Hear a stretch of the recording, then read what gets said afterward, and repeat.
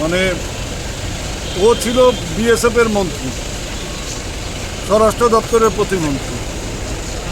দিনহাটা মহকুমায় একমাত্র গীতাল্লা বাদে আর সব জায়গায় বর্ডারে কাঁটাতারের বেড়া আছে, সেখানে মাছি বলতে পারে না বিএসএফ, এত নজরদারি।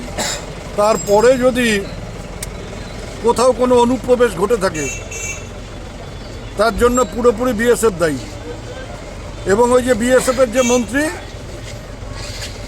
অমিত শাহ এবং তার ডেপুটিরা যারা আগে ছিল এবং বর্তমানে আছে, তাদের এগুলো দায় নিতে হবে।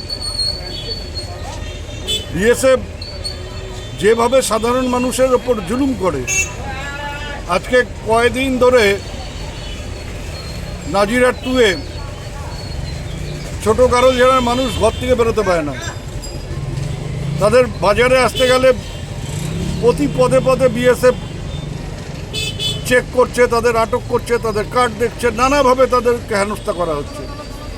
তা ভারতীয় হয়ে যদি তাদের এই সমস্যায় পড়তে হয়, তাহলে বাংলাদেশি যদি এসে থাকে তাহলে কি করে এসছে?